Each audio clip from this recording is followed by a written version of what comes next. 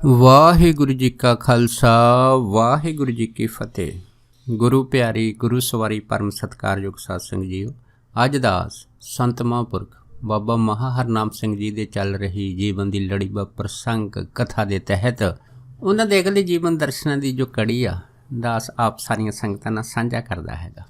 ਸੋ ਇੱਕ ਨਾ ਬਾਬਾ ਬੁੱਧ ਸਿੰਘ ਜੀ ਹੋਏ ਆ। ਬਾਬਾ ਬੁੱਧ ਸਿੰਘ ਦਾ ਪੋਤਰਾ ਗਲਵੰਤ ਸਿੰਘ ਹੋਇਆ।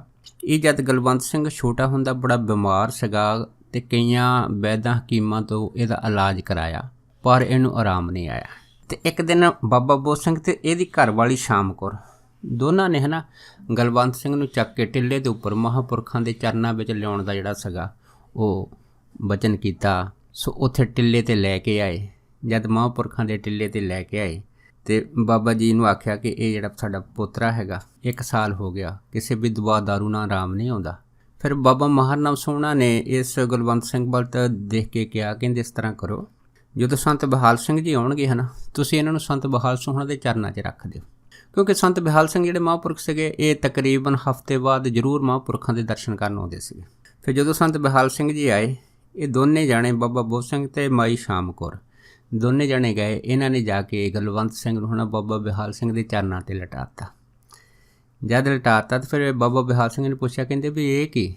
ਅਤੇ ਫਿਰ ਬਾਬਾ ਬੁੱਧ ਸਿੰਘ ਹੁਣਾਂ ਨੇ ਆਖਿਆ ਕਿ ਇਹ ਸਾਡਾ ਪੋਤਰਾ ਹੈਗਾ। ਜਦ ਇੰਨੀ ਗੱਲ ਹੋਈ ਤਾਂ ਸੰਤ ਮਹਾਂਪੁਰਖ ਬਾਬਾ ਹਰਨਾਮ ਸੋਹਣਾ ਨੇ ਕਿਹਾ ਸੰਤ ਬਿਹਾਲ ਸਿੰਘ ਹੁਣਾਂ ਨੂੰ ਕਿ ਤੁਸੀਂ ਇਸ ਤਰ੍ਹਾਂ ਕਰੋ ਕਿ ਆਪਣਾ ਹੱਥ ਇਹਦੇ ਸਾਰੇ ਸਰੀਰ ਦੇ ਉੱਤੇ ਫੇਰ ਦਿਓ। ਜਦੋਂ ਮਹਾਂਪੁਰਖਾਂ ਦਾ ਬਚਨ ਮੰਨ ਕੇ ਸੰਤ ਬਿਹਾਲ ਸੋਹਣਾ ਨੇ ਆਪਣਾ ਸਾਰਾ ਹੱਥ ਗਲਵੰਤ ਸਿੰਘ ਦੇ ਸਰੀਰ 'ਤੇ ਫੇਰਿਆ। ਫਿਰ ਸੰਤ ਬਿਹਾਲ ਸਿੰਘ ਹੁਣਾਂ ਨੇ ਪੁੱਛਿਆ, ਕਹਿੰਦੇ ਵੀ ਇਹਨੂੰ ਤੁਸੀਂ ਕੀ ਖਿਲਾਉਂਦੇ ਹੋ? ਫਿਰ ਮਾਈ ਸ਼ਾਮ ਕੌਰ ਨੇ ਆਖਿਆ ਕਿ ਇਹਨੂੰ ਅਸੀਂ ਖੀਰ ਖਿਲਾਉਂਦੇ, ਪਰ ਖੀਰ ਬਹੁਤ ਥੋੜ੍ਹੀ ਖਾਂਦਾ। ਜਦ ਇੰਨੀ ਗੱਲ ਹੋਈ ਤਾਂ ਬਾਅਦ ਸੰਤ ਬਿਹਾਲ ਸਿੰਘ ਨੇ ਕਹਿਣ ਲੱਗੇ, ਕਹਿੰਦੇ ਜਦੋਂ ਵੱਡਾ ਹੋਊਗਾ ਨਾ ਤਾਂ ਖੀਰ ਬਹੁਤ ਖਾਊਗਾ। ਫਿਰ ਸੰਤ ਮਹਾ ਹਰਨਾਮ ਸੋਹਣਾ ਨੇ ਆਖਿਆ, ਕਹਿੰਦੇ ਮਾਈ ਸ਼ਾਮ ਕੌਰੇ ਤੈਂ ਆਪਣੇ ਪੋਤਰੇ ਨੂੰ ਦੁੱਧ ਚਕਾਉਣਾ। ਜਦ ਇੰਨੀ ਗੱਲ ਹੋਈ ਤਾਂ ਮਾਈ ਸ਼ਾਮ ਕੌਰ ਬੜੀ ਹੈਰਾਨ ਹੋਈ। ਉਹ ਕਹਿਣ ਲੱਗੀ, ਮਹਾਰਾਜ ਇਸ ਉਮਰ ਵਿੱਚ? ਬਾਬਾ ਜੀ ਕਹਿੰਦੇ ਹਾਂ, ਇਹ ਤੇਰਾ ਦੁੱਧ ਚੁੰਗੂਗਾ ਤਾਂ ਫਿਰ ਇਹ ਦਿਨਾਂ 'ਚ ਛੇਤੀ ਤਕੜਾ ਹੋਊਗਾ। ਜਦੋਂ ਇਹ ਵਚਨ ਮੰਨ ਕੇ ਅਤੇ ਦਾਦੀ ਸ਼ਾਮ ਕੌਰ ਜਿਹੜੀ ਸੀ ਪੋਤਰੇ ਦੀ ਜਦੋਂ ਆਪਣਾ ਦੁੱਧ ਚੁਗਾਉਣ ਲੱਗੀ ਤਾਂ ਵਾਕਿਆ ਜਿਹੜਾ ਜੋ ਦੁੱਧ ਸੀਗਾ ਉਹਦੀ ਛਾਤੀ 'ਚ ਉਤਰ ਆਇਆ। ਅਤੇ ਇਹ ਗਲਵੰਤ ਸਿੰਘ ਨੇ ਆਪਣੀ ਫਿਰ ਦਾਦੀ ਦਾ ਦੁੱਧ 1 ਸਾਲ ਪੀਤਾ। ਪਰ ਸੰਤ ਬਿਹਾਲ ਸੋਹਣਾ ਦਾ ਵਚਨ ਸੀਗਾ ਕਿ ਜਦ ਵੱਡਾ ਹੋ ਗਿਆ ਖੀਰ ਉਹ ਖਾਏਗਾ। ਅਤੇ ਫਿਰ ਇਸ ਗਲਵੰਤ ਸਿੰਘ ਜਿਹੜਾ ਸੀ ਜਦ ਵੱਡਾ ਹੋਇਆ ਤਾਂ ਇਹਨੇ ਬਹੁਤ ਖੀਰ ਖਾਧੀ ਸੀ। ਸੋ ਇਹ ਜਿਹੜਾ ਪ੍ਰਸੰਗ ਹੈ ਇਹ ਆਪ ਗਲਵੰਤ ਸਿੰਘ ਹੁਣਾਂ ਨੇ ਜਿਹੜਾ ਸੀਗਾ ਮਹਾਂਪੁਰਖਾਂ ਨਾਲ ਸਾਂਝਾ ਕੀਤਾ ਸੀ। ਇਸੇ ਤਰ੍ਹਾਂ ਇਹ ਜਿਹੜੀ ਜਗ੍ਹਾ ਸੀਗੀ ਭੁੱਚੋ ਵਾਲੀ ਜਿੱਥੇ ਮਹਾਂਪੁਰਖਾਂ ਨੇ ਟਿੱਲੇ 'ਤੇ ਸਥਾਨ ਬਣਾਇਆ ਸੀਗਾ, ਇਹ ਕਾਫੀ ਪੁਰਾਣੀ ਹੋ ਗਈ ਸੀ। ਜਿਹੜਾ ਉੱਪਰ ਕੋਠਾ ਸੀਗਾ ਅਤੇ ਉਹਦੀਆਂ ਕੰਧਾਂ ਵੀ ਜਿਹੜੀਆਂ ਸੀਗੀਆਂ ਉਹਨਾਂ ਵਿੱਚ ਪਾੜ ਪੈ ਗਏ ਸੀਗੇ ਅਤੇ ਉੱਪਰ ਜਿਹੜਾ ਸ਼ਤੀਰ ਸੀਗਾ ਉਹ ਵੀ ਟੁੱਟਣ ਵਾਲਾ ਹੋ ਗਿਆ ਸੀਗਾ। ਫਿਰ ਕੁਛ ਪ੍ਰੇਮੀ ਇੱਕ ਦਿਨ ਬਾਬਾ ਜੀ ਦੇ ਪਾਸ ਹੈ, ਜਿਨ੍ਹਾਂ ਵਿੱਚੋਂ ਭਾਈ ਲੀਲਾ ਸਿੰਘ ਜੀ, ਮਾਈ ਖੇਮ ਕੌਰ ਅਤੇ ਭਾਈ ਬਰਿਆਮ ਸਿੰਘ ਜੀ, ਭਾਈ ਸੋਹਣ ਸਿੰਘ ਜੀ, ਭਾਈ ਕੇਰ ਸਿੰਘ ਜੀ, ਭਾਈ ਗੁਰਦਿੱਤ ਸਿੰਘ ਜੀ। ਇਹਨਾਂ ਨੇ ਆ ਕੇ ਮਹਾਂਪੁਰਖਾਂ ਨੂੰ ਬੇਨਤੀ ਕੀਤੀ ਕਿ ਮਹਾਂਪੁਰਖੋ ਇਹ ਜਿਹੜਾ ਉੱਪਰਲਾ ਕੋਠਾ ਹੈਗਾ ਇਹ ਪੁਰਾਣਾ ਹੋ ਗਿਆ, ਕਾਫੀ ਖਸਤਾ ਹਾਲਤ ਵਿੱਚ ਹੈ, ਸ਼ਤੀਰ ਵੀ ਟੁੱਟਣ ਵਾਲਾ। ਇਸ ਕਰਕੇ ਅਸੀਂ ਚਾਹੁੰਦੇ ਹਾਂ ਕਿ ਉੱਪਰ ਤੁਹਾਨੂੰ ਇੱਕ ਨਵਾਂ ਕੋਠਾ ਬਣਾ ਦਈਏ। ਅਤੇ ਸੋ ਇਹ ਜਿਹੜਾ ਪੁਰਾਣਾ ਕੋਠਾ ਹੈਗਾ ਇਹਨੂੰ ਢਾਹ ਕੇ ਇੱਕ ਨਵਾਂ ਤਿਆਰ ਕਰ ਦਿੰਦੇ ਹਾਂ। ਜਦ ਇੰਨੀ ਗੱਲ ਹੋਈ ਤਾਂ ਬਾਬਾ ਜੀ ਨੇ ਇਹਨਾਂ ਦੀ ਜਿਹੜੀ ਬੇਨਤੀ ਸਵੀਕਾਰ ਨਹੀਂ ਕੀਤੀ। ਪਰ ਜਦ ਦੂਸਰੀ ਵਾਰ ਫਿਰ ਇਹਨਾਂ ਨੇ ਇਸ ਤਰ੍ਹਾਂ ਬੇਨਤੀ ਕੀਤੀ ਕੋਠਾ ਬਦਲਣ ਦੀ, ਮਹਾਂਪੁਰਖਾਂ ਨੇ ਫਿਰ ਨਾ ਕਰ ਦਿੱਤੀ। ਪਰ ਤੀਸਰੀ ਵਾਰ ਜਦ ਫਿਰ ਇਹ ਇਕੱਠੇ ਹੋ ਕੇ ਆਏ ਅਤੇ ਉਸ ਟਾਈਮ ਸੰਤ ਬਿਹਾਲ ਸਿੰਘ ਹੁਣੀ ਜਿਹੜੇ ਸੀ ਇਹਨਾਂ ਦੇ ਪਾਸ ਬੈਠੇ ਸੀ। ਫਿਰ ਬਾਬਾ ਜੀ ਨੇ ਆਖਿਆ ਸੀ, ਕਹਿੰਦੇ ਭਾਈ ਜਦ ਤੱਕ ਸਾਡਾ ਸਰੀਰ ਹੈਗਾ ਤਦ ਤੱਕ ਜੋ ਪੁਰਾਣਾ ਕੋਠਾ ਇਹਨੂੰ ਕੁਛ ਨਹੀਂ ਹੋਵੇਗਾ ਅਤੇ ਨਾ ਤਾਂ ਇਹਦੀਆਂ ਕੰਧਾਂ ਡਿੱਗਣਗੀਆਂ, ਨਾ ਇਹ ਸ਼ਤੀਰ ਟੁੱਟੂਗਾ। ਅਤੇ ਬਾਕੀ ਰਹੀ ਸਾਡੇ ਉੱਠਣ ਦੀ ਗੱਲ, ਵੀ ਜੇ ਅਸੀਂ ਇੱਥੋਂ ਉੱਠ ਪਈਏ ਤੁਹਾਨੂੰ ਕਹਿੰਦੇ ਪਤਾ ਨਹੀਂ ਸਾਡੇ ਸਿਰ ਉੱਤੇ ਕਿੰਨਾ ਵਜ਼ਨ ਹੈਗਾ। ਕਿਉਂ? ਅਸੀਂ ਆਪ ਹਿੱਲ ਗਏ ਅਤੇ ਇਹ ਆਸਣ ਵੀ ਹਿੱਲ ਜਾਏਗਾ ਅਤੇ ਇਸ ਸੰਸਾਰ ਦੇ ਵਿੱਚ ਜੰਗ ਲੱਗ ਜਾਊਗੀ, ਬਹੁਤ ਭਾਰੇ ਨੁਕਸਾਨ ਹੋ ਜਾਣਗੇ। ਜਦ ਇਸ ਤਰ੍ਹਾਂ ਦੀ ਗੱਲ ਜਿਹੜੀ ਸੀ ਮਹਾਂਪੁਰਖਾਂ ਨੇ ਇਹਨਾਂ ਨੂੰ ਦੱਸੀ ਸੀ। ਫਿਰ ਸਾਰੇ ਜਣੇ ਚੁੱਪ ਕਰ ਗਏ। ਪਰ ਇਹਨਾਂ ਨੇ ਫਿਰ ਵੀ ਜਿਹੜਾ ਸੀਗਾ ਹੇਠਾਂ ਇੱਕ ਕੋਠਾ ਜਿਹੜਾ ਸੀਗਾ ਉਹ ਕੱਚੀਆਂ ਇੱਟਾਂ ਦਾ ਤਿਆਰ ਕੀਤਾ। ਜਦ ਕੱਚੀਆਂ ਇੱਟਾਂ ਦਾ ਤਿਆਰ ਹੋ ਗਿਆ ਸੀ ਕੋਠਾ ਅਤੇ ਫਿਰ ਇਹਨਾਂ ਨੇ ਬੇਨਤੀ ਕੀਤੀ ਕਿ ਮਹਾਂਪੁਰਖੋ ਜਿਹੜੇ ਥੱਲੇ ਆਪਾਂ ਕੋਠਾ ਤਿਆਰ ਕਰ ਲਿਆ ਹੈਗਾ ਇਹਦੇ ਵਿੱਚ ਧੰਨ ਗੁਰੂ ਗ੍ਰੰਥ ਸਾਹਿਬ ਦਾ ਸਰੂਪ ਰੱਖ ਦਈਏ। ਜਦ ਇੰਨੀ ਗੱਲ ਹੋਈ ਤਾਂ ਮਹਾਂਪੁਰਖਾਂ ਨੇ ਕਿਹਾ, ਕਹਿੰਦੇ ਵੀ ਭਾਈ ਰੱਖਣ ਦੀ ਤਾਂ ਕੋਈ ਗੱਲ ਨਹੀਂ, ਪਰ ਧੰਨ ਗੁਰੂ ਗ੍ਰੰਥ ਸਾਹਿਬ ਦੀ ਮਰਜ਼ਾਦਾ ਹੋਰ ਹੈ, ਸਾਡੀ ਮਰਜ਼ਾਦਾ ਹੋਰ ਹੈ। ਇਸ ਕਰਕੇ ਮਹਾਂਪੁਰਖਾਂ ਨੇ ਜਾਣੀ ਕਿ ਇਹ ਚੀਜ਼ ਨੂੰ ਜਿਹੜਾ ਸੀਗਾ ਇਸੇ ਤਰ੍ਹਾਂ ਰਹਿਣ ਦਿੱਤਾ। ਕਹਿੰਦੇ ਸਮਾਂ ਆਊਗਾ ਜਦੋਂ ਆਪਣੇ ਆਪ ਹੀ ਸਾਰਾ ਕੁਝ ਜਿਹੜਾ ਹੈਗਾ ਉਹ ਸ਼ੁਰੂ ਹੋ ਜਾਊਗਾ। ਸੋ ਇਸ ਤਰ੍ਹਾਂ ਇੱਕ ਭਾਈ ਭਾਗ ਸਿੰਘ ਜੀ ਹੋਏ ਆ। ਇਹ ਜਿਹੜੇ ਭਾਈ ਭਾਗ ਸਿੰਘ ਹੁੰਦੇ ਸੀ, ਇਹ ਮਹਾਂਪੁਰਖਾਂ ਦੀ ਸੇਵਾ ਕਰਦੇ ਹੁੰਦੇ ਸੀ। ਇੱਕ ਵਾਰ ਇਹ ਜਦ ਮਸਤੂਆਣੇ ਇਲਾਕੇ ਕੋਲੋਂ ਦੀ ਲੰਘਣ ਲੱਗੇ, ਉੱਥੇ ਸੰਤ ਮਹਾਂਪੁਰਖ ਬਾਬਾ ਅਤਰ ਸਿੰਘ ਹੋਣਾ ਦਾ ਇਹਨਾਂ ਨੇ ਦੀਵਾਨ ਸੁਣਿਆ। ਜਦ ਦੀਵਾਨ ਸੁਣਿਆ ਤੇ ਦੀਵਾਨ ਦੇ ਵਿੱਚ ਸੰਤ ਅਤਰ ਸਿੰਘ ਹੋਣਾ ਨੇ ਜਿਹੜੀ ਸੀ ਇਹ ਧਾਰਨਾ ਪੜ੍ਹੀ ਸੀ, ਜਿੱਥੇ ਬਸਦੇ ਸੰਤ ਪਿਆਰੇ ਉਹੀ ਹੈ ਬਕੁੰਠ ਨਗਰੀ। ਜਦ ਇਹ ਧਾਰਨਾ ਬਾਬਾ ਅਤਰ ਸਿੰਘ ਹੋਣਾ ਨੇ ਪੜ੍ਹੀ ਸੀ ਤੇ ਭਾਈ ਭਾਗ ਸਿੰਘ ਹੋਣਾ ਨੇ ਜਦ ਇਹ ਦੀਵਾਨ ਸੁਣਿਆ ਸੀਗਾ, ਬਹੁਤ ਜ਼ਿਆਦਾ ਆਨੰਦਿਤ ਹੋਏ ਸੀ। ਪਰ ਅਗਲੇ ਦਿਨ ਜਦੋਂ ਸੰਤ ਮਹਾਂਪੁਰਖ ਬਾਬਾ ਮਹਾਰਾਮ ਸਿੰਘ ਉਹਨਾਂ ਦੇ ਪਾਸ ਆਏ ਤੇ ਉਹਨਾਂ ਨੇ ਫਿਰ ਇਹ ਜਿਹੜੀ ਧਾਰਨਾ ਸੀ ਇਹਦੇ ਅਰਥ ਪੁੱਛੇ ਕਿ ਇਹਦੇ ਸਾਨੂੰ ਕਿਰਪਾ ਕਰਕੇ ਅਰਥ ਦੱਸੋ ਕਿ ਇਹਦਾ ਮਤਲਬ ਕੀ ਹੈ। ਫਿਰ ਬਾਬਾ ਜੀ ਨੇ ਆਖਿਆ ਸੀਗਾ, ਕਹਿੰਦੇ ਭਾਈ ਇਹ ਜਿਹੜੀ ਹੈ ਨਾ ਮਨ ਦੀ ਆਨੰਦਮਈ ਅਵਸਥਾ ਹੈਗਾ, ਉਹਦਾ ਵਰਣਨ ਜਿਹੜਾ ਹੈ ਨਾ ਇਹ ਬਾਬਾ ਅਤਰ ਸਿੰਘ ਹੋਣਾ ਨੇ ਕੀਤਾ ਹੈਗਾ। ਫਿਰ ਜਦ ਇਸ ਤਰ੍ਹਾਂ ਜਿਹੜੀ ਸਾਰੀ ਜੋ ਵਿਆਖਿਆ ਸੀਗੀ ਇਹ ਬਾਬਾ ਹਰਨਾਮ ਸਿੰਘ ਹੋਣਾ ਨੇ ਇਹ ਭਾਈ ਭਾਗ ਸਿੰਘ ਹੋਣਾ ਨੂੰ ਦੱਸੀ ਸੀ। ਫਿਰ ਭਾਈ ਭਾਗ ਸਿੰਘ ਹੋਣਾ ਦੇ ਮਨ ਦੇ ਵਿੱਚ ਇੱਕ ਦਿਨ ਜਿਹੜੇ ਸੀ ਇਹ ਵਿਚਾਰ ਉੱਠੀ, ਮੰਗ ਉੱਠੀ। ਮਹਾਂਪੁਰਖਾਂ ਨੂੰ ਕਹਿੰਦੇ ਬਾਬਾ ਜੀ ਹੈ ਨਾ ਸਾਨੂੰ ਅਮਰ ਕਥਾ ਸੁਣਾਓ। ਜਦ ਇੰਨੀ ਗੱਲ ਹੋਈ ਤਾਂ ਫਿਰ ਮਹਾਂਪੁਰਖਾਂ ਨੇ ਆਖਿਆ, ਕਹਿੰਦੇ ਭਾਈ ਭਾਗ ਸਿਆਂ ਹਜੇ ਅਮਰ ਕਥਾ ਦਾ ਸਮਾਂ ਜਿਹੜਾ ਹੈ ਨਾ ਦੂਰ ਹੈਗਾ। ਪਰ ਇੱਕ ਦਿਨ ਮਹਾਂਪੁਰਖ ਬੜੇ ਪ੍ਰਸੰਨ ਚਿੱਤ ਬੈਠੇ ਸੀਗੇ। ਭਾਈ ਭਾਗ ਸਿੰਘ ਹੋਣਾ ਨੇ ਦੁਬਾਰਾ ਫਿਰ ਬੇਨਤੀ ਕਰ ਦਿੱਤੀ। ਜਦ ਬੇਨਤੀ ਕੀਤੀ ਤੇ ਮਹਾਂਪੁਰਖ ਕਹਿਣ ਲੱਗੇ ਚੱਲ ਠੀਕ ਹੈ, ਤੇ ਕਹਿੰਦੇ ਲੈ ਭਾਈ ਤੂੰ ਚੌਂਕੜਾ ਲੈ ਕੇ ਬੈਠ ਜਾ ਤੇ ਬੜੇ ਧਿਆਨ ਦੇ ਨਾਲ ਸੁਣੀ। ਭਾਈ ਭਾਗ ਸਿੰਘ ਹੁਣ ਅਸੀਂ ਚੌਂਕੜਾ ਲਾ ਕੇ ਬਹਿ ਗਏ ਤੇ ਬਾਬਾ ਮਹਾਰਾਮ ਸਿੰਘ ਨੇ ਅਮਰ ਕਥਾ ਦੀ ਜਿਹੜੀ ਇਹ ਜੋ ਪਹਿਲੀ ਲਾਈਨ ਹੈ ਇਹ ਸ਼ੁਰੂ ਕੀਤੀ ਸੀ ਵੀ ਅਗਨੀਹੋਤਰ ਨਾਮ ਦਾ ਇੱਕ ਦੈਂਤ ਸੀ। ਅਜੇ ਮਹਾਂਪੁਰਖਾਂ ਨੇ ਇੰਨੀ ਗੱਲ ਹੀ ਆਖੀ ਤਾਂ ਭਾਈ ਭਾਗ ਸਿੰਘ ਹੁਣਾਂ ਦੇ ਆਪ ਮਹਾਰੇ ਮੂੰਹੋਂ ਵਾਹ ਨਿਕਲਿਆ। ਜਦੋਂ ਵਾਹ ਨਿਕਲਿਆ ਤੇ ਮਹਾਂਪੁਰਖਾਂ ਨੇ ਭਾਈ ਭਾਗ ਸਿੰਘ ਹੁਣਾਂ ਦੀ ਛਾਤੀ 'ਤੇ ਹੱਥ ਲਾਇਆ, ਜਿਹਦੇ ਨਾਲ ਭਾਈ ਭਾਗ ਸਿੰਘ ਦਾ ਧਿਆਨ ਟੁੱਟ ਗਿਆ। ਜਦ ਧਿਆਨ ਟੁੱਟ ਗਿਆ ਤਾਂ ਭਾਈ ਭਾਗ ਸਿੰਘ ਜਿਹੜਾ ਸੀ ਪਿੱਛੇ ਨੂੰ ਡਿੱਗਿਆ। ਜਦ ਪਿੱਛੇ ਨੂੰ ਡਿੱਗਿਆ ਤੇ ਉਹਨੂੰ ਤਦ ਤੱਕ ਜਿਹੜੀ ਸੀ ਉਹ ਹੋਸ਼ ਆਈ ਤੇ ਫਿਰ ਬਾਬਾ ਮਹਾਰਾਮ ਸਿੰਘ ਨੇ ਭਾਈ ਭਾਗ ਸਿੰਘ ਨੂੰ ਪੁੱਛਿਆ, ਕਹਿੰਦੇ ਭਾਈ ਅਮਰ ਕਥਾ ਤਾਂ ਅਸੀਂ ਸ਼ੁਰੂ ਕਰਨ ਨਹੀਂ ਲੱਗੇ ਸੀ, ਪਰ ਤੈਨੂੰ ਕੀ ਹੋ ਗਿਆ। ਤਾਂ ਭਾਈ ਭਾਗ ਸਿੰਘ ਨੇ ਕਹਿਣ ਲੱਗਿਆ ਕਿ ਜਦੋਂ ਤੋਂ ਅਸੀਂ ਹਜੇ ਅਮਰ ਕਥਾ ਮੁੱਖ ਤੋਂ ਸ਼ੁਰੂ ਹੀ ਕੀਤੀ, ਯਕਦਮ ਮੇਰੀ ਜਿਹੜੀ ਸੁਰਤੀ ਸੀ ਅੰਤਰਮੁਖੀ ਖਿੱਚੀ ਗਈ ਤੇ ਮੈਂ ਕੀ ਦੇਖਿਆ ਕਿ ਇੱਕ ਦਰਵਾਜ਼ਾ ਆ ਗਿਆ ਹੈਗਾ। ਉਸ ਦਰਵਾਜ਼ੇ ਦੇ ਵਿੱਚ ਪ੍ਰਕਾਸ਼ ਹੀ ਪ੍ਰਕਾਸ਼ ਹੈ, ਐਸਾ ਆਨੰਦਦਤ ਪ੍ਰਕਾਸ਼ ਹੈ ਕਿ ਕਥਨ ਕਲਪਨਾ ਤੋਂ ਬਾਹਰ ਹੈਗਾ। ਜਦ ਭਾਈ ਭਾਗ ਸਿੰਘ ਨੇ ਦੱਸਿਆ ਸੀ ਫਿਰ ਮਹਾਂਪੁਰਖ ਨੇ ਆਖਿਆ, ਕਹਿੰਦੇ ਭਾਗ ਸਿਆਂ ਇਹ ਸੱਚਖੰਡ ਦਾ ਦਰਵਾਜ਼ਾ ਸੀ, ਪਰ ਅਜੇ ਤੇਰਾ ਸੱਚਖੰਡ ਜਾਣ ਦਾ ਸਮਾਂ ਨਹੀਂ ਆਇਆ। ਕਿਉਂ? ਅਜੇ ਅਸੀਂ ਇੱਕ ਜਨਮ ਹਜੇ ਹੋਰ ਲੈਣਾ। ਜਦੋਂ ਇੱਕ ਜਨਮ ਹੋਰ ਲਵਾਂਗੇ ਫਿਰ ਅਸੀਂ ਤੈਨੂੰ ਕਿੱਥੇ ਲੱਭਦੇ ਫਿਰਾਂਗੇ। ਇਸ ਕਰਕੇ ਅਸੀਂ ਤੈਨੂੰ ਆਪ ਹੀ ਧੱਕਾ ਦੇ ਕੇ ਉਸ ਦਰਵਾਜ਼ੇ ਤੋਂ ਬਾਹਰ ਕੱਢ ਦਿੱਤਾ ਹੈਗਾ। ਕਿਉਂ? ਸੱਚਖੰਡ ਜਿਹੜਾ ਹੈਗਾ ਤੂੰ ਅਗਲੇ ਜਨਮ 'ਤੇ ਜਾਵਾਂਗਾ ਜਦੋਂ ਅਸੀਂ ਤੈਨੂੰ ਨਾਲ ਲੈ ਕੇ ਚੱਲਾਂਗੇ। ਜਦ ਇਹ ਗੱਲ ਹੋਈ ਤਾਂ ਫਿਰ ਭਾਈ ਭਾਗ ਸਿੰਘ ਨੇ ਮਹਾਂਪੁਰਖਾਂ ਨੂੰ ਆਖਿਆ ਸੀ। ਉਹ ਕਹਿਣ ਲੱਗੇ ਜੀ ਮੈਨੂੰ ਕਿਵੇਂ ਪਤਾ ਲੱਗੂਗਾ ਕਿ ਜਾਂ ਤੁਸੀਂ ਮੈਨੂੰ ਕਿਵੇਂ ਲੱਭੋਗੇ ਕਿ ਮੈਂ ਤੁਹਾਡੇ ਨਾਲ ਸੀਗਾ ਜਾਂ ਇਸ ਤਰ੍ਹਾਂ ਹੈਗਾ। ਜਾਂ ਸਾਰੀ ਗੱਲਬਾਤ ਭਾਈ ਭਾਗ ਸਿੰਘ ਨੇ ਕੀਤੀ ਤੇ ਬਾਬਾ ਜੀ ਹੱਸ ਕੇ ਕਹਿਣ ਲੱਗੇ, ਕਹਿੰਦੇ ਭਾਗ ਸਿਆਂ ਮਿਲਾਉਣਾ ਤੇ ਵਿਛੋੜਨਾ ਉਹ ਨਿਰੰਕਾਰ ਦੇ ਹੱਥ 'ਚ ਆ, ਸੋ ਸਾਰੇ ਕੰਮ ਉਹ ਆਪ ਕਰਦਾ ਹੈਗਾ। ਉਸ ਤੋਂ ਬਾਅਦ ਫਿਰ ਮਹਾਂਪੁਰਖ ਨੇ ਆਖਿਆ ਸੀ, ਕਹਿੰਦੇ ਭਾਗ ਸਿਆਂ ਜੇ ਤੂੰ ਚਾਹੇ ਤੇ ਸਾਡੇ ਪਾਸ ਨਰਸਿੰਘ ਅਵਤਾਰ ਦਾ ਜਿਹੜਾ ਹਨ ਉਹ ਪਹਿਰਾ ਰਹਿੰਦਾ ਹੈਗਾ। ਜੇ ਤੈਨੂੰ ਕਹੇ ਤੇ ਅਸੀਂ ਨਰਸਿੰਘ ਅਵਤਾਰ ਦਾ ਪਹਿਰਾ ਤੇ ਤੇਰੇ ਪਾਸ ਲਗਾ ਦਈਏ।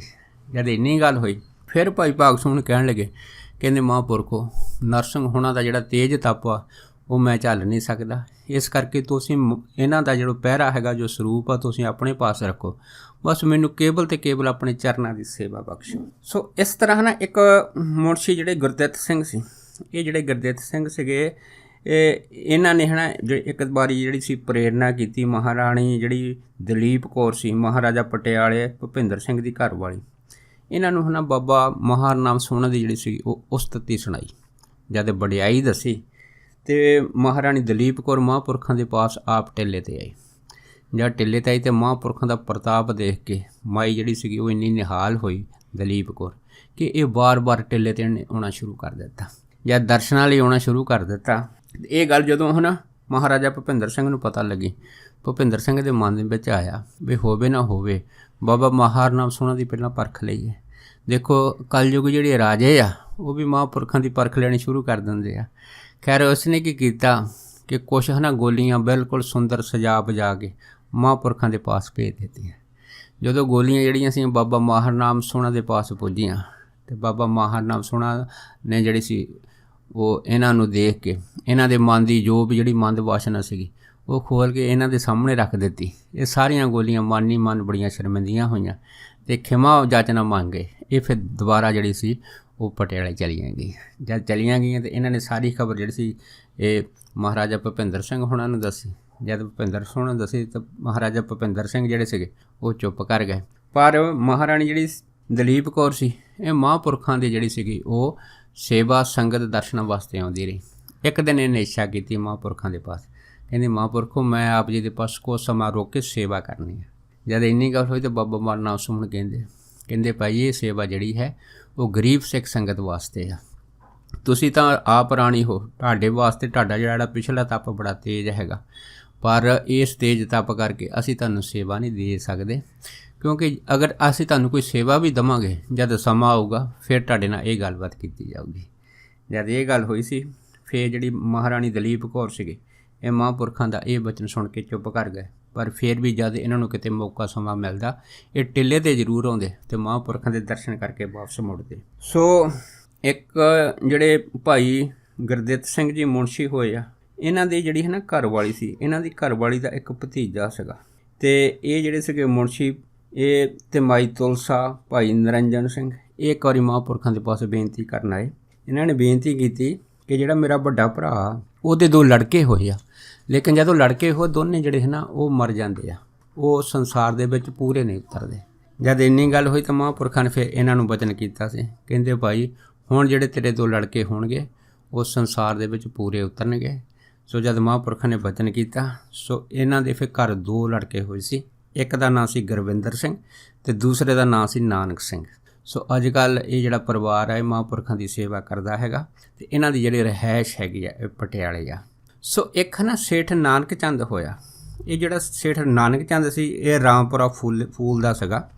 ਇਹਦਾ ਇੱਕ ਕਾਰਖਾਨਾ ਸੀਗਾ ਰੂੰ ਦਾ, ਪਰ ਰੂੰ ਦਾ ਕਾਰਖਾਨਾ ਹੋਣ ਦੇ ਬਾਵਜੂਦ ਵੀ ਇਹਨਾਂ ਦੇ ਘਰ ਦੇ ਵਿੱਚ ਕੋਈ ਸੰਤਾਨ ਨਹੀਂ ਸੀ, ਜਿਸ ਕਰਕੇ ਸੇਠ ਅਤੇ ਸੇਠਾਣੀ ਦਾ ਮਨ ਜਿਹੜਾ ਸੀਗਾ ਅੰਦਰੋਂ ਬੜਾ ਜਿਹੜਾ ਸੀਗਾ ਉਹ ਤਰਸਯੋਗ ਹਾਲਤ ਵਿੱਚ ਬਣਿਆ ਹੋਇਆ ਸੀਗਾ। ਇੱਕ ਦਿਨ ਇਹ ਸੇਠ ਨੇ ਹੈ ਨਾ ਮਹਾਂਪੁਰਖ ਬਾਬਾ ਮਹਾਰ ਨਾਮ ਸੋਹਣਾ ਦੀ ਜਿਹੜੀ ਸੀ ਉਹ ਮਹਿਮਾ ਸੁਣੀ। ਜਦ ਸੁਣੀ ਅਤੇ ਉਹਨਾਂ ਟਾਈਮਾਂ ਦੇ ਵਿੱਚ ਇਸ ਸੇਠ ਦਾ ਜਿਹੜਾ ਕਾਰਖਾਨਾ ਰੂੰ ਦਾ ਸੀਗਾ ਉਹਦੇ ਵਿੱਚ ਬਹੁਤ ਜ਼ਿਆਦਾ ਘਾਟਾ ਪੈ ਗਿਆ। ਜ਼ਿਆਦਾ ਘਾਟਾ ਪੈ ਗਿਆ ਅਤੇ ਇਹ ਸੇਠ ਨਾਨਕ ਚੰਦ ਫਿਰ ਪੁੱਛੋ ਆਇਆ।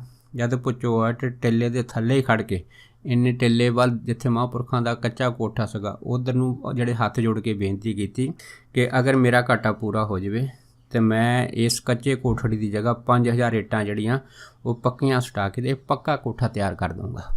ਜਦ ਇਹ ਨੇ ਸੁਖਣਾ ਸੁਖੀ ਅਤੇ ਅੰਦਰੋਂ ਬਾਬਾ ਮਾਹਰ ਨਾਮ ਸੋਹਣੀ ਜਿਹੜੇ ਸੀ ਉਹ ਬਾਹਰ ਨਿਕਲੇ। ਜਦ ਆਪਣੇ ਉਸ ਕੋਠੜੀ 'ਚੋਂ ਬਾਹਰ ਨਿਕਲੇ ਅਤੇ ਨਿਕਲਦਿਆਂ ਸਾਰ ਬਾਬਾ ਮਾਹਰ ਨਾਮ ਸੋਹਣਾ ਨੇ ਜਾਣੀ ਕਿ ਬੜੀ ਉੱਚੀ ਸੁਰ ਦੇ ਵਿੱਚ ਇਹ ਸ਼ਬਦ ਦੀ ਪੰਕਤੀ ਜਿਹੜੀ ਸੀ ਸੇਠ ਦੇ ਕੰਨਾਂ ਤੱਕ ਪਹੁੰਚਾਈ ਕਿ ਲੱਖੀ ਲੇਖੇ ਨਾਨਕਾ ਬੀਸੜ ਤੀਸੜ ਕਹਿਦੇ ਚਿੱਤ, ਵੀ ਲੱਖੀ ਲੇਖੇ ਨਾਨਕਾ ਬੀਸੜ ਤੀਸੜ ਕਹਿਦੇ ਚਿੱਤ। ਭਾਵ ਕੀ ਵੀ ਇੱਥੇ 5000 ਇੱਟਾਂ ਦੀ ਕੋਈ ਲੋੜ ਨਹੀਂ, ਇੱਥੇ ਤਾਂ ਲੱਖਾਂ ਇੱਟਾਂ ਲੱਗ ਜਾਣੀਆਂ। ਜਦ ਇਹ ਗੱਲ ਹੋਈ ਸੀ ਤਾਂ ਸੇਠ ਜਿਹੜਾ ਸੀ ਉਹ ਮਨ ਵਿੱਚ ਬੜਾ ਹੈਰਾਨ ਹੋਇਆ ਕਿ ਮੈਂ ਬੇਨਤੀ ਕੀਤੀ ਪਰ ਮਹਾਂਪੁਰਖਾਂ ਨੇ ਮੇਰੀ ਜਿਹੜੀ ਮਨ ਦੀ ਗੱਲ ਬੁੱਝ ਕੇ ਪੰਕਤੀ ਰਾਹੀਂ ਸਮਝਾਤੀ ਕਿ ਲੱਖੀ ਲੇਖੇ ਨਾਨਕਾ ਬੀਸੜ ਤੀਸੜ ਕਹਿਦੇ ਚਿੱਤ। ਸੋ ਮਨ ਵਿੱਚ ਫਿਰ ਇਸ ਸੇਠ ਨੇ ਜਿਹੜੀ ਸੀ ਵਿਚਾਰ ਕੀਤੀ ਕਿ ਮੈਨੂੰ ਲੱਗਦਾ ਕਿ ਪੂਰਨ ਮਹਾਂਪੁਰਖ ਲੱਗਦੇ ਆ। ਇਹ ਸੋਚ ਕੇ ਸੇਠ ਘਰ ਆ ਗਿਆ ਅਤੇ ਸੇਠ ਨਾਨਕ ਚੰਦ ਨੇ ਆਪਣੀ ਜਿਹੜੀ ਘਰ ਵਾਲੀ ਸਠਾਣੀ ਸੀ ਉਹਦੇ ਨਾਲ ਬਾਬਾ ਜੀ ਦੀ ਗੱਲ ਕੀਤੀ। ਜਦ ਗੱਲ ਕੀਤੀ ਤਾਂ ਫਿਰ ਇਹਦੀ ਜਿਹੜੀ ਸਠਾਣੀ ਸੀ ਘਰ ਵਾਲੀ ਉਹ ਬੜੀ ਸਿਆਣੀ ਸੀ। ਉਹਨੇ ਸੇਠ ਨੂੰ ਕਹਿ ਤਾ, ਕਹਿੰਦੀ ਵੀ ਘਾਟੇ ਵਾਧੇ ਤਾਂ ਜਦੋਂ ਦਾ ਬੰਦਾ ਕਿਸੇ ਨਾ ਕਿਸੇ ਕੰਮ 'ਚ ਆਉਂਦਾ ਹੈਗਾ ਤਾਂ ਘਾਟੇ ਵਾਧੇ ਤਾਂ ਸੰਸਾਰ ਦੇ ਵਿੱਚ ਹੁੰਦੇ ਆ ਤਾਂ ਪੂਰੇ ਵੀ ਹੋ ਜਾਂਦੇ ਆ, ਪਰ ਜਿਹੜੀ ਚੀਜ਼ ਤੂੰ ਮੰਗਣੀ ਸੀ ਤੂੰ ਉਹ ਨਹੀਂ ਮੰਗੀ।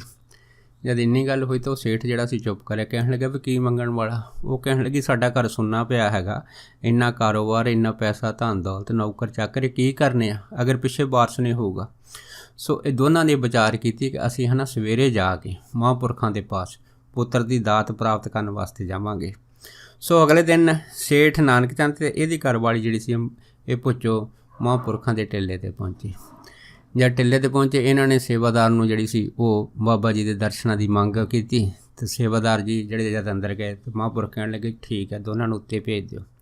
ਜਦੋਂ ਸੇਠ ਅਤੇ ਸਠਾਣੀ ਉੱਤੇ ਗਏ ਇਹਨਾਂ ਨੇ ਜਾ ਕੇ ਮਹਾਂਪੁਰਖਾਂ ਦੇ ਚਰਨਾਂ 'ਚ ਮੱਥਾ ਟੇਕਿਆ ਅਤੇ ਬਾਬਾ ਜੀ ਨੇ ਨਾਮ ਗੋਤ ਪਤਾ ਸਾਰਾ ਕੁਛ ਪੁੱਛਿਆ। ਫਿਰ ਉਹਨੂੰ ਪੁੱਛਿਆ ਵੀ ਤੁਸੀਂ ਕਿਵੇਂ ਆਏ ਆ? ਅਤੇ ਜਦ ਇੰਨੀ ਗੱਲ ਹੋਈ ਆ ਅਤੇ ਇਹ ਫਿਰ ਸਠਾਣੀ ਕਹਿਣ ਲੱਗੀ ਕਿ ਮਹਾਂਪੁਰਖੋ ਸਾਡਾ ਰੂੰ ਦਾ ਕਾਰਖਾਨਾ ਹੈਗਾ, ਘਰ 'ਚ ਕਿਸੇ ਚੀਜ਼ ਦੀ ਕਮੀ ਨਹੀਂ, ਮਾਇਆ ਵੀ ਬੇਸ਼ੁਮਾਰ ਹੈਗੀ ਆ, ਐਸੀ ਕੋਈ ਗੱਲਬਾਤ ਨਹੀਂ, ਨੌਕਰ ਚਾਕਰ ਸਭ ਕੁਛ ਹੈਗੇ, ਪਰ ਘਰ ਦੇ ਵਿੱਚ ਪੁੱਤਰ ਨਹੀਂ ਹੈਗਾ। ਜਦ ਸਠਾਣੀ ਨੇ ਬੇਨਤੀ ਕੀਤੀ ਅਤੇ ਬਾਬਾ ਜੀ ਹੱਸ ਕੇ ਕਹਿਣ ਲੱਗੇ, ਕਹਿੰਦੇ ਵੀ ਜੇ ਤੁਹਾਡੇ ਘਰ ਬਹੁਤ ਮਾਇਆ ਹੈਗੀ ਆ ਤੇ ਪੁੱਤਰ ਤੁਸੀਂ ਲੈਣ ਆਏ ਆ, ਫਿਰ ਭਾਈ ਅਸੀਂ ਪੁੱਤਰ ਵੀ ਜਿਹੜਾ ਹੈ ਨਾ ਉਹ ਮਾਇਆ, ਤੁਹਾਡੀ ਮਾਇਆ ਦੇ ਮੁੱਲ ਦੇ ਵਿੱਚ ਦੇਵਾਂਗੇ। ਜਦ ਇੰਨੀ ਗੱਲ ਹੋਈ ਤੇ ਫਿਰ ਇਹ ਜਿਹੜਾ ਸੇਠ ਸੀਗਾ ਇਹ ਤਾਂ ਚੁੱਪ ਕਰ ਗਿਆ। ਪਰ ਸਠਾਣੀ ਕਹਿਣ ਲੱਗੀ ਕਿ ਤੁਸੀਂ ਹੁਕਮ ਕਰੋ, ਕਿੰਨੀ ਤੁਹਾਨੂੰ ਮਾਇਆ ਚਾਹੀਦੀ ਹੈ। ਜਦ ਇੰਨੀ ਗੱਲ ਹੋਈ ਤਾਂ ਬਾਬਾ ਜੀ ਮੁਸਕਰਾ ਕੇ ਕਹਿਣ ਲੱਗੇ ਵੀ ਘੱਟੋ ਘੱਟ 10,000 ਰੁਪਈਆ ਤਾਂ ਹੋਣਾ ਚਾਹੀਦਾ ਹੈ, ਤੁਹਾਡੇ ਕੋਲ ਇੰਨੀ ਮਾਇਆ ਹੈਗੀ ਆ ਅਤੇ ਅਸੀਂ ਜਿਹੜਾ ਮੁੰਡਾ ਹੈਗਾ ਉਹ ਵੀ ਮੁੱਲ ਹੀ ਦੇਵਾਂਗੇ। ਜਦ ਇੰਨੀ ਗੱਲ ਹੋਈ ਤਾਂ ਉਸ ਸਠਾਣੀ ਕਹਿਣ ਲੱਗੀ ਜੀ 7 ਵਚਨ। ਪਰ ਸੇਠ ਚੁੱਪ ਰਿਹਾ ਅਤੇ ਮਹਾਂਪੁਰਖ ਕਹਿਣ ਲੱਗੇ, ਕਹਿੰਦੇ ਭਾਈ ਸੋਚ ਲਓ, 10,000 ਰੁਪਈਆ ਕੋਈ ਛੋਟੀ ਰਕਮ ਨਹੀਂ ਹੈਗੀ, ਬਹੁਤ ਵੱਡੀ ਰਕਮ ਹੈਗੀ। ਜੇ ਤੁਸੀਂ ਦੇ ਸਕਦੇ ਆ ਤਾਂ ਅਸੀਂ ਤੁਹਾਨੂੰ ਪੁੱਤਰ ਦੀ ਦਾਤ ਦੀ ਜਿਹੜੀ ਹੈ ਉਹ ਹਾਮੀ ਭਰ ਦਿੰਦੇ ਹਾਂ। ਜਦ ਇੰਨੀ ਗੱਲ ਹੋਈ ਉਹ ਸਠਾਣੀ ਕਹਿਣ ਲੱਗੀ ਜੀ ਤੁਸੀਂ ਕਿਸੇ ਗੱਲ ਦੀ ਚਿੰਤਾ ਨਾ ਕਰੋ, ਬਸ ਤੁਸੀਂ ਹੈ ਨਾ ਸਾਡੇ 'ਤੇ ਕਿਰਪਾ ਕਰ ਦਿਓ, ਪੈਸੇ ਦੀ ਕੋਈ ਗੱਲ ਨਹੀਂ।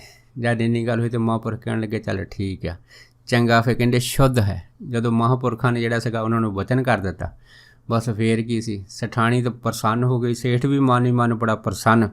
ਪਰ ਮਾਇਆ ਬਾਰੇ ਜਿਹੜਾ ਸੀ ਥੋੜ੍ਹਾ ਸੋਚਣ ਲੱਗਾ ਕਿ ਮਾਇਆ ਜਿਹੜੀ ਆ ਮਹਾਂਪੁਰਖਾਂ ਨੇ ਜ਼ਿਆਦਾ ਮੰਗ ਲਈ ਆ। ਪਰ ਉਹ ਚੁੱਪ ਰਿਹਾ ਸਠਾਣੀ ਦੇ ਕਰਕੇ।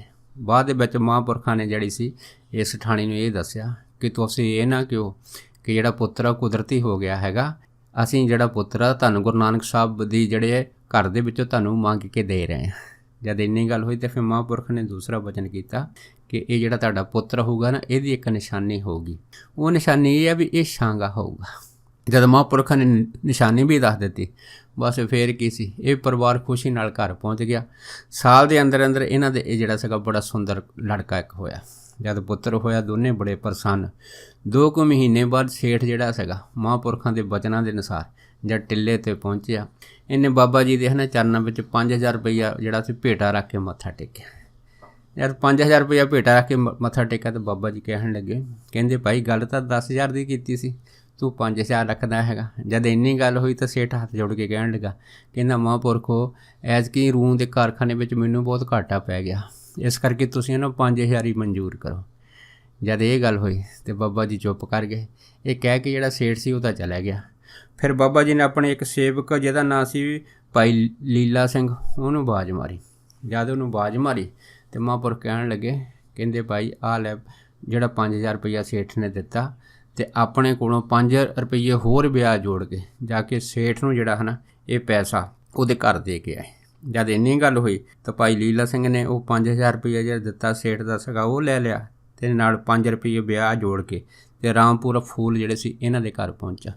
ਜਦ ਪਹੁੰਚਾ ਤਾਂ ਇਹਨੇ ਕੀ ਦੇਖਿਆ ਕਿ ਉਹ ਜਿਹੜੀ ਸਠਾਣੀ ਸੀ ਘਰ ਦੇ ਵਿੱਚ ਉਹ ਆਪਣੇ ਭਾਂਡੇ ਮਾਂਜ ਰਹੀ ਸੀ। ਅਤੇ ਜਦ ਇਹ ਲੀਲਾ ਸਿੰਘ ਉੱਥੇ ਪਹੁੰਚਿਆ, ਇਹਨਾਂ ਜਾ ਕੇ ਸਠਾਣੀ ਨੂੰ ਫਤਿਹ ਬੁਲਾਈ ਅਤੇ ਬਾਬਾ ਮਹਾਰਨਾਮ ਸੋਹਣਾ ਦਾ ਜਿਹੜਾ ਹੁਕਮ ਸੀ ਸੁਣਾ ਤਾ ਕਿ ਮਹਾਂਪੁਰਖਾਂ ਨੇ ਜਿਹੜੇ ਤੁਹਾਡੇ 5,000 ਰੁਪਈਏ ਸੇਠ ਕੱਲ੍ਹ ਲੈ ਕੇ ਗਿਆ ਸੀ ਉਹਨੂੰ 5 ਰੁਪਈਏ ਵਿਧ ਵਿਆਜ ਦੇ ਕੇ ਮੋੜ ਦਿੱਤਾ ਹੈ। ਅਤੇ ਨਾਲੇ ਮਹਾਂਪੁਰਖਾਂ ਨੇ ਇਹ ਵੀ ਜਿਹੜਾ ਵਚਨ ਕੀਤਾ ਹੈ ਕਿ ਤੁਸੀਂ ਆਪਣੇ ਪਾਸੇ ਆਪਣੇ ਪਾਸ ਰੱਖੋ ਅਤੇ ਅਸੀਂ ਜੋ ਪੁੱਤਰ ਤੁਹਾਨੂੰ ਦਿੱਤਾ ਸੀਗਾ ਉਹ ਪੁੱਤਰ ਜਿਹੜਾ ਹੈਗਾ ਤੁਸੀਂ ਸਾਨੂੰ ਮੋੜ ਦਿਓ। ਜਦ ਇੰਨੀ ਗੱਲ ਹੋਈ ਤਾਂ ਸਠਾਣੀ ਜਿਹੜੀ ਸੀਗੀ ਉਹ ਮਨ ਦੇ ਵਿੱਚ ਯਕਦਮ ਘਬਰਾ ਗਈ। ਜਦ ਘਬਰਾ ਗਈ ਤਾਂ ਉਹ ਦੌੜ ਕੇ ਜਾ ਕੇ ਸੇਠ ਦੇ ਪਾਸ ਗਈ। ਜਾ ਕੇ ਜਿਹੜੀ ਸੀ ਸੇਠ ਨਾਲ ਲੜਨ ਲੱਗ ਗਈ ਕਿ ਜਦ ਮਹਾਂਪੁਰਖ ਨੇ 10,000 ਰੁਪਈਆ ਮੰਗਿਆ ਸੀ ਤੁਸੀਂ 5,000 ਦੇ ਕੇ ਕਿਉਂ ਆਏ ਆ। ਹੁਣ ਮਹਾਂਪੁਰਖਾਂ ਨੇ ਆਪਣਾ ਪੁੱਤਰ ਮੰਗ ਲਿਆ, ਅਗਰ ਮੇਰੇ ਪੁੱਤਰ ਨੂੰ ਕੁਛ ਹੋ ਗਿਆ ਹੈ ਤਾਂ ਫਿਰ ਜਿਹੜਾ ਸੇਠ ਨੂੰ ਕਹਿਤਾ ਹੈ ਕਿ ਮੈਂ ਤੇਰਾ ਉਹ ਹਾਲ ਕਰੂੰਗੀ ਕਿ ਤੂੰ ਸਾਰੀ ਉਮਰ ਯਾਦ ਰੱਖੂੰਗਾ। ਜਦ ਜਿਹੜਾ ਸਠਾਣੀ ਸੀ ਬੜੀ ਕ੍ਰੋਧ ਦੇ ਵਿੱਚ ਸੇਠ ਨੂੰ ਬੋਲੀ, ਬਸ ਫਿਰ ਸੇਠ ਕੀ ਸੀਗਾ ਚੁੱਪ ਕਰਕੇ ਸਠਾਣੀ ਦੇ ਮੂਹਰੇ ਭਿੱਜੀ ਵੇਲੀ ਬਣ ਕੇ 10,000 ਰੁਪਈਆ ਲੈ ਕੇ ਅਤੇ ਨਾਲ ਲਿਆ ਸਠਾਣੀ ਨੂੰ ਅਤੇ ਮਹਾਂਪੁਰਖਾਂ ਦੇ ਜਿਹੜੇ ਟਿੱਲੇ 'ਤੇ ਪਹੁੰਚ ਗਏ।